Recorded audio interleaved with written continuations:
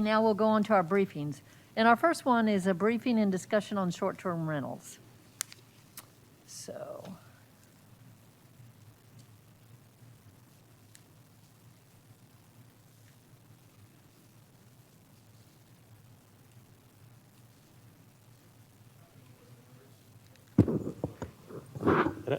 Okay. Good afternoon, council members. Jose Roy, Director for the Code Department. Thank you for the opportunity to have this conversation about short-term rentals. We have a presentation that we prepared for you. No, that one, yes. So in this presentation, we're going to talk a little bit about what do we currently have in the short-term rental regulations. We'll talk a little bit about some of the data that we have for complaints, some of the data that we have for licensing, and some of the challenges that we are experiencing enforcing the regulations for short-term rentals. Next slide. Okay. So right now, this is very basic, just the highlights of the short-term rentals. We define that as a dwelling unit that is rented for less than 30 days. In the current ordinance that we have 3 types of STRs in Austin. And in all of them, it's important to understand that they need to get a license before they advertise or even operate an STR. Next slide. So we have 3 types of STRs. The first one is what we call a type 1, single-family house. This one is actually permitted in all the residential areas, and it must be owner-occupied. That's a requirement.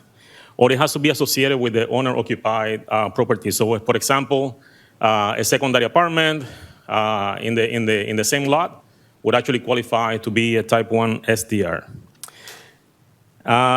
In this type 1, we don't have any density caps. We don't have any limitations because we are dealing with the idea that the property owner will be mostly present when they're actually renting the unit. The second type that we have is a type 2. This is what we call the non-owner occupied. This one is actually currently is permitted to be in some commercial areas. Not at all in residential, any new ones. We still renew licenses that were issued before the ordinance was in effect in 2015. And as long as they renew on time, we renew those type 2, we call grandfather. STRs in residentials. In these type 2 STRs, one of the items that was there in the past, but because of lawsuits that happened, we cannot enforce the occupancy limitations anymore in these types. This one has a density cap. So on the type 2s, we have a 3% maximum of single family per census tract, and we also have a regulation for distance. It has to be 1,000 feet from another type 2 STR. We continue to issue new STRs, type 2s, only on the commercial zoning areas, which is allowed by the ordinance. Next slide. So the type 3 multifamily, and this one has come up to the attention recently. This one applies to all the STRs in multifamily developments. These are permitted in all the residential districts, but we have a cap on the non-commercial zoning. We have 3% of the units, and on the commercial zoning, 25% of the units. In other words, if you have an apartment complex, let's say, for example, it has 200 units in a commercial zone, they can actually convert 50 of those into STRs, and it's allowed. And we have heard some of that going on lately. Even units that are being that were rented before long-term, and now they're being leased on a short-term basis. So that's the limitation on those type 3 STRs. So let me talk a little bit about the complaint situation here. Next slide, please. So we handle the complaints on STRs the same way we handle any complaints that we get from the community. We actually do that through 311.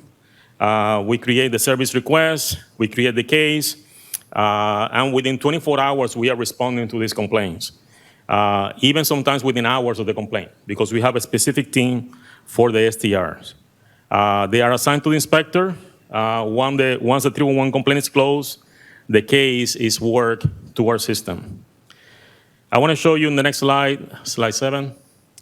These are the data. We actually went back to January 2019 to look at the timing and the day of the week that we actually get the most complaints.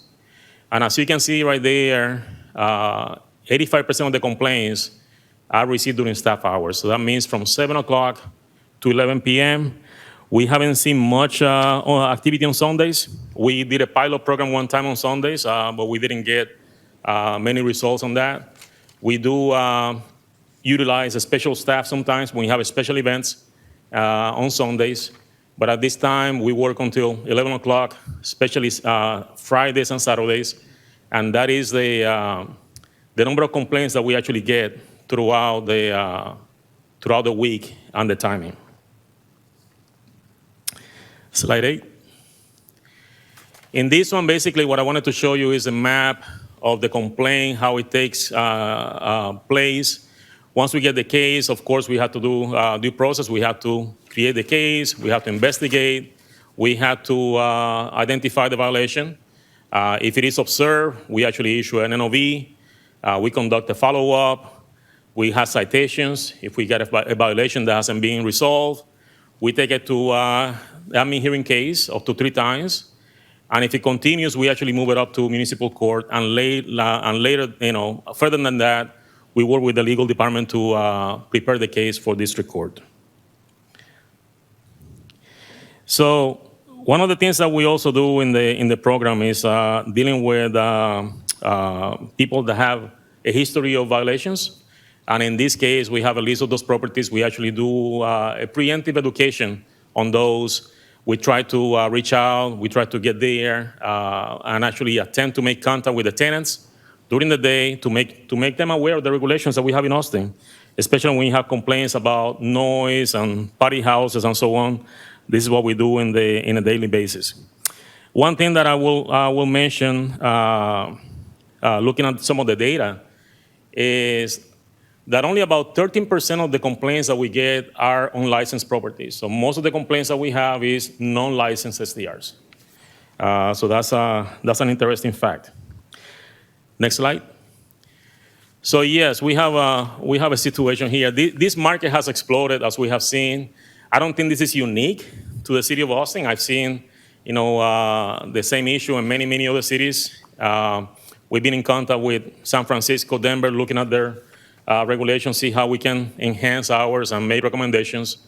But right now we have roughly about 2,000 licenses, 1975. It changed day to day. Prior to the pandemic, we were close or over 3,000. So somehow this has come down. People are not coming back to renew the license or issue new licenses, but that's what we have right now. And when we look at some of the data that is available in terms of identifying the rental market from the major platforms, anywhere between 9,000 to 11,000 in the city of Austin at any given time. It actually goes up when we have special events. This morning I checked, it was 9,700 that is advertised in the city of Austin. So we have a challenge there to deal with. One thing that I will mention is that only the hosting platforms have their true data. I mean, that will be something that they will have to provide, and we don't have that cooperation. Next slide, please. This one, we actually broke it down by district, and you can see the data there. So about 2/3 of the licenses are type 1 STRs, which is the owner-occupied. Of those, we had about 205 that are secondary apartments, ADUs or garage apartments, etc. 6% of the license are type 2 STRs, with the vast majority of those being grandfathered because they were already issued in the residential zoning. 27% are type 3 STRs, and as you can see, districts 9, 3, and 5, and 1 contain 75% of the licensed STR in Austin. So you can see it's very telling, the activity and what type of STRs are actually issued for each district. So some of the challenges that we have, enforcement, next slide, please. So in order for us to actually prove that someone is operating without a license, it's important that our inspectors make contact with the tenants. They have to really admit that they actually booking the STR for a short-term period. So we need to get that kind of confession kind of way from the tenant. Often it's really hard to make contact with them. These are people that are just moving through Austin, staying for a few days for an event. They don't want to answer the door, of course. They may feel unsafe. They either not home. And we have seen cases where the landlord even give them a script to say that they're actually there for a longer period of time, so we can justify a citation or a violation. Advertising is a challenge as well. When we look at the ordinance, this is the only area that we can actually use prima facie evidence to issue an NOV. The challenge here is connecting the ad to the property. They have become very savvy. When we look at the platform, when we look at the advertisement, we cannot identify the exact location. They just provide a general area. They have gone away from putting photos of the front of the house, anything that identifies an address. So we had to become like kind of a detective, trying to connect the house, looking at photos, looking at Google Earth, trying to find that location so we can connect that advertisement to the house. Once we do that, we can identify violation. But again, the moment they take that advertisement down and they change the link, then we lost that. Noise complaints is another issue that we have, and we have heard, the issue about late night complaints. I want to point out that our inspectors are not peace officers. Most of these issues that we see late at night are considered to be disorderly conduct, and they are challenging for the court inspectors. We have no authority or the ability to actually address that individual that is actually creating the noise, because we are designing a way to take all of our actions against the property owner. So that's a challenge that we have, and it actually puts the inspector in a very dangerous situation. Late at night, dark, these people are maybe coming out from a club and being alcohol and so on, so we have to be careful with that. And the next challenge that we have, and as you have heard from some of the stakeholders, is the platforms. At this point, all the actions that are taken are against the property owner, not the hosting platforms, and we don't have any cooperation from them. So they basically hold the data. When you look at the advertisement, you cannot find the address, you cannot find the location, and that's one of the things that we're dealing with. We are looking at, we've been talking to San Francisco, Denver, seeing how they actually did it on their ordinance, to see how that could actually work out for us.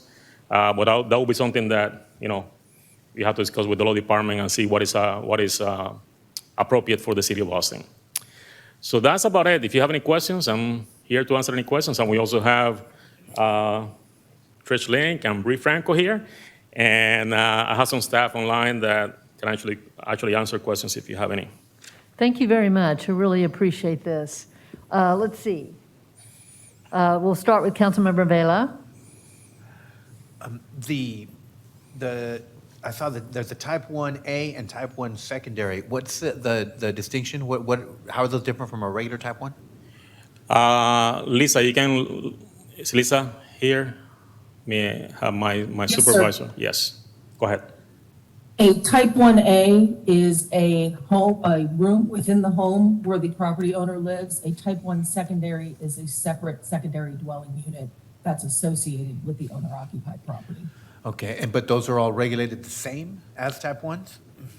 They're all Yes. considered type 1s because there is an occupancy requirement for each of those license types. Okay. So it's basically a distinction that we actually made in the department to separate the whole house as a type 1, a room in the house, or a secondary apartment in the property. So type 1 would be, kind of a standard type 1 would be a homeowner renting out the entire home that they occupy. That is correct. They can rent the entire home. They can rent a bedroom within the house as long as they have access to a bathroom, and they can rent a secondary apartment, in the property. Okay. So these are related to owner occupied. properties. And then type 1 secondary then would be some kind of like an ADU on the property or a garage apartment with its own entrance and exit? That is correct. And then where are the STR complaints coming from? I saw the number of licenses by district, but, is there kind of a spot or spots where the majority of complaints are coming from? Pretty much, we can correlate that to the licensing. So you can see the higher number in District 9, District 3, so downtown, East Austin, is usually the areas we actually get most of the complaints. And then so there were 3,000 licenses, but we're down to about 2,000 active STR licenses in Austin? Yes, before the pandemic, we were actually 3,000 plus. When the pandemic hit, the market took a big hit. We actually lost revenue on the licensing side. We did a moratorium, not a moratorium, but actually kind of holding the licenses for longer because people were not renewing the licenses. So we lost that revenue there. Then after the pandemic, now it's actually picking up again, but we're not getting that revenue back or the licensing back for renewals and new licenses that used to be there. All right. Thank you, Chair. Okay, other questions? Councilmember Tovo? Thanks. I have several questions, but I'll pick up on that last one. I need to dig into this a little bit more, but we didn't have an opportunity during the budget to talk about the costs of the program. And as I understand the answer that I got back to budget question 126, it doesn't look as if any revenue we take in even comes close to covering the costs of operating the program. So I know you mentioned that you lost revenue when the applications weren't coming up, but it seems to me the clean community fee is largely covering the costs of operating the short-term rental. Yes, thank you for that question. It doesn't, any fees that we take in from short-term rental owners are just a drop in the bucket. So Is that an accurate assessment? Yes, let me give you a highlight on that, and I'll let Trish give you more information. The way the program is designed, the licensing of the short-term rentals cover the cost of the administration, and the clean community fee cover the cost of the enforcement. So I'll let Trish talk a little bit about that because I know she has dealt with that before. Trish Link with the Law Department.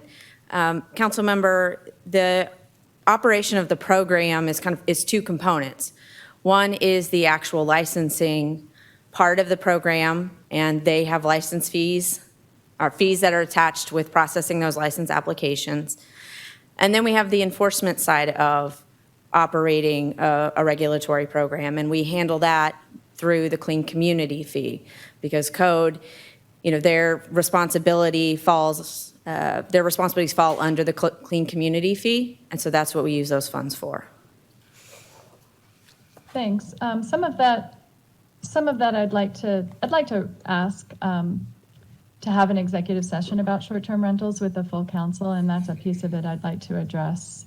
Again, I didn't have an opportunity to really dig into the answer that you gave me back, which I appreciated, the answer that you gave me back to budget question 126, but I think the council needs to look really carefully. It looks like we haven't done a cost of service in a long time, and that I'm not even really sure that we're covering the licensing portion with the fees that are assessed. And certainly it generates a lot of enforcement action that are not being covered by the costs of the fees. So if we could just kind of pencil that in as a request. Councilmember Tova, I just want to let you know there's a request already in, and we'll add yours to it for an executive session. So that's super. I have some other questions along those lines, but I'll talk directly to the law department. Thanks for making that request. Okay.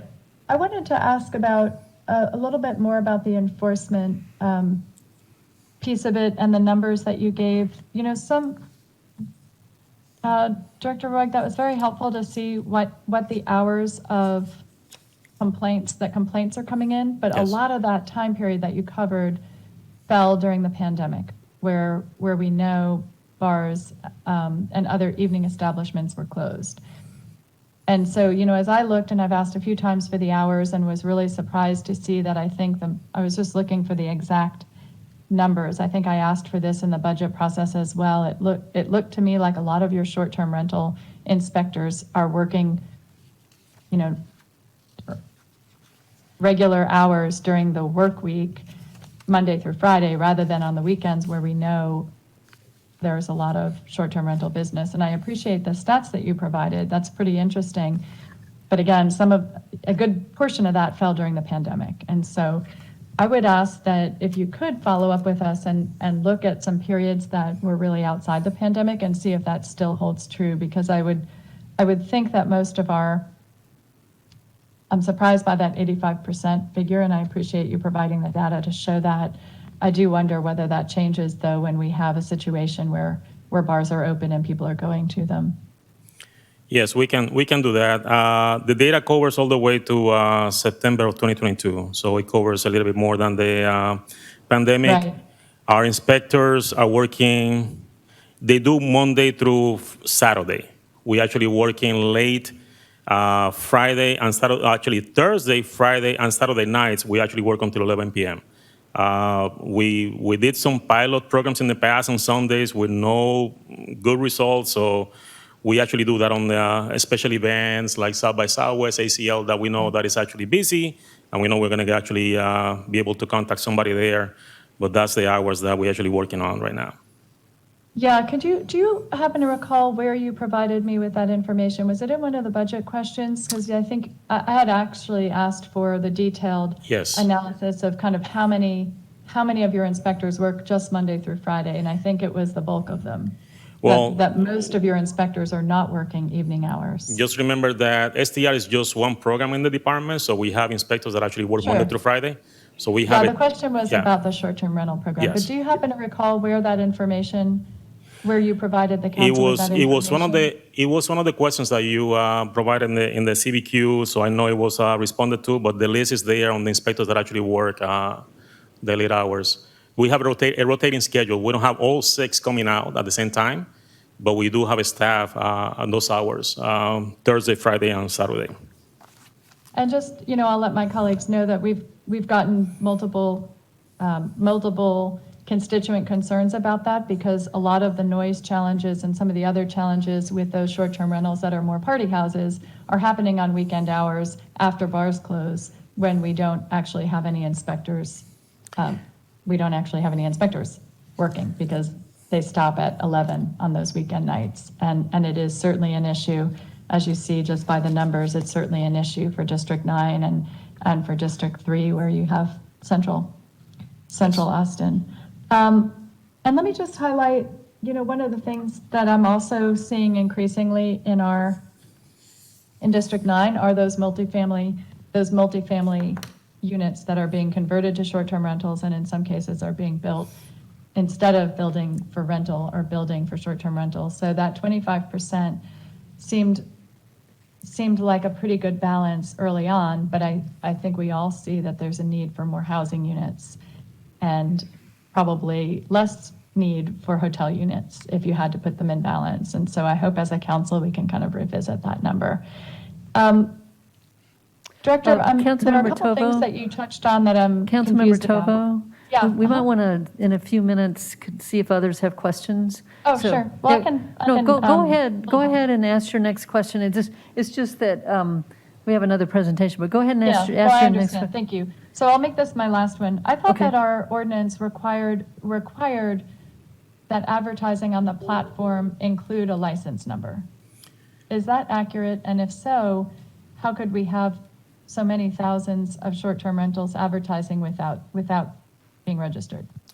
There is a statement on the ordinance that actually requires the license to be listed, but because we don't have that cooperation from the hosting platforms, they actually advertise anybody that wants to be advertised, and that's when we go out after the advertisement, looking at the advertisement, trying to connect that advertisement to the house, which is a challenge. Once we can do that, we can actually enforce the ordinance. The challenge now is actually connecting that advertisement to the STR. But Thanks. I thought we were yeah. working with a third party to do that work for us and had some software, but that's maybe a question for later or outside of this venue, but thank you. Thank you for asking that question, Councilmember Tovo. I have some legal-related questions that I'll wait for executive session related to that and others. Councilmember Harper Madison, do you have a question? Thank you. I appreciate it. I do. I'm going to go back to my notes. This was a very specific question that we received. Blah, blah, blah. A property in Saltillo, TOD, that decided not to renew leases with a significant number of tenants in order to convert 25% of their units into type 3 STRs. Since the TOD is a special district and not a commercial district, can this be permitted? That might be a legal question for Legal, Trish Trish? Link. She's coming up now. Trish Link with the Law Department. The city code says that if it's a non-commercial zoning district, then the limitation is 3%. And TODs, you're correct, are special purpose-based districts. So they would not be a commercial district. Correct, So they'd be subject to the 3%, not the 25%. correct. Does that answer your question, Councilmember Harper Madison? It does. Thank you. Okay, thank you. All right, we And have, to be sure, you did say we're definitely having an executive session yes. on this item? I don't know Okay, when thank it you. is, but, pardon? Yeah, we should have that soon. So we don't have a date right now, but we'll get that out to everyone. So, okay, we have about 2 or 3 more minutes for this item. Yes, go ahead, Councilmember. Hi, everyone. Hello. Thank you for letting me join the Housing Committee today, committee meeting. Short-term rentals has certainly been on my mind in looking at this policy, wanting to better understand what we can do, not only from an enforcement side of things, but also to get to your question, Councilmember Harper Madison, what we can do to ensure that our housing is not getting bought up and then converted into STRs, especially since we know that we are in a housing crisis right now, and we need to ensure that our housing supply is kept available to our community who needs it. And so I just want to make a comment that, I know council at one point had considered looking at how we work with different STR operators in licensing and essentially looking at how can we ensure that we're collecting our hotel tax dollars here locally, because we know that even though, you mentioned that the licensing numbers of STRs operating in the city has gone down, we know that there's a significant gap between the city and the state. And every single day, the city is losing out on thousands of dollars that could go to support cultural arts, our music community, and historic preservation projects. And so I think it's incumbent that our council revisits our STR conversation to have a conversation on how we can work with the operators and work with our community to ensure that we have a system in place that everyone mutually benefits from. So just wanted to flag that. Definitely. Thank you. Thank you. Last comment? Go ahead. Well, actually, I know that Ms. Frank was here, and I didn't know what the status statewide is of Let's any, ask. Let's you know, ask. Or also, is this going to be a topic coming up for this next session? I'm really curious about that. Good afternoon, everyone. Bree Franco with Intergovernmental Relations. If we can pull up my PowerPoint real quickly, and I'm going to fly through this for you. The answer is yes. I think we're going to have another STR fight on our hands at the legislature this session. Okay. Next slide, please. Our first STR fight at the legislature started in, waiting for the next slide. It's okay. It's okay. There you go. 2017 was the first bill that was filed that would have preempted cities from regulating STRs at all. That bill was filed by Chairman Kelly Hancock, who was chair of the Senate Business and Commerce Committee at the time. It's an extremely powerful committee in the Senate. He was able to get it out of the Senate, and then it was held up in the House. The House bill was filed by Representative Parker, who was head of the Republican caucus at the time. So far, we have been able to stop the legislation at the state level of preemption, but it is not without a lot of effort. And it is not just my office and our lobby team, but all the homeowners, like those that you heard today, coming forward and telling their stories to these members about the interference with their own use of their private property, how they're scared to have their children play in their yards with these parties going on, with lewd behavior happening right next door, and how disruptive it is in their just use of their homes and in these neighborhoods that were designed to have homes, schools, and churches. That's the extent of business activity that is allowed in these neighborhoods with zoning. So we were able to stop that bill in 2017. Next slide, please. They came back in 2019, this time with the chair of Urban Affairs filing the bill. That's Angie Chen Button.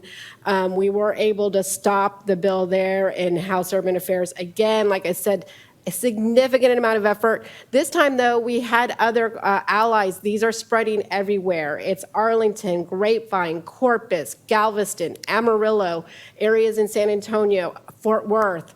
Anywhere there's any kind of party activity, and it's hard because it's the worst offenders. It's these party homes. It's being used for late night parties till 2 a.m. We've all had a neighbor that's had a party. Hopefully it's one time a year for a graduation, a quinceañera, a party.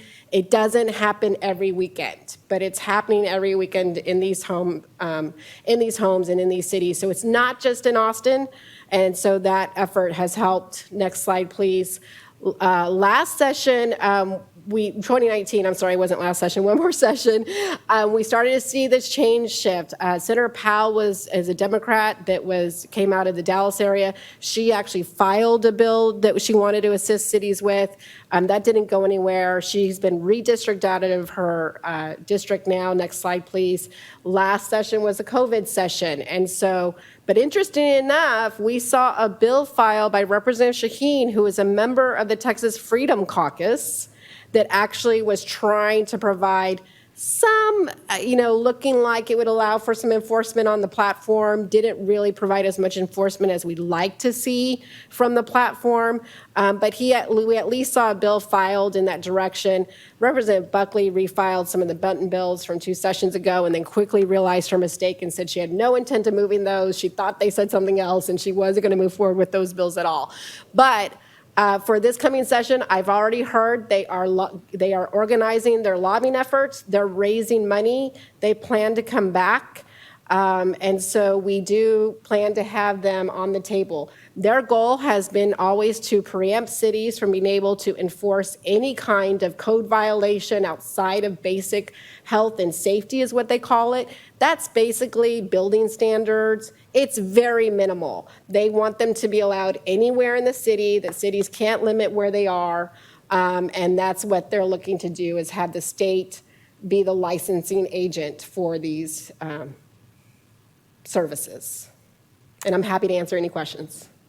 Okay, we are a little tight on time, but any question or two for? Just one question if you want it. Any prospect for some kind of comprehensive statewide regulation or something like that, a comprehensive statewide statute that would?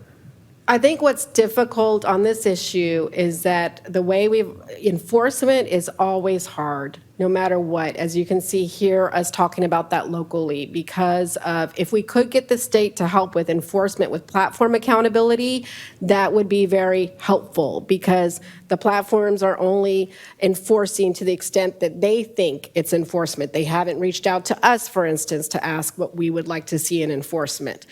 So I think that would be helpful. But I think preserving the right of zoning to say where these belong in the cities, and each city will have a different place where they are best suited and not suited in their cities, is an essential right that cities should fight to maintain. Zoning being one of the most essential rights of local entities. And then beyond that, I think, like I said, the state maybe with some platform enforcement. But as we've seen with state regulation, the state of Texas regulation is always going to be pretty light, and you're going to lose the ability for homeowners. Who are they going to talk to when things go wrong? Who are they going to go to when things go wrong? And they're going to lose that if the state takes over. All right, thank you very much. Much more conversation we need to have about this. Appreciate that, Bree. Oh, Councilmember Harper Madison, we really are running out of time to get to tenant locations, but do you have one question you want to ask?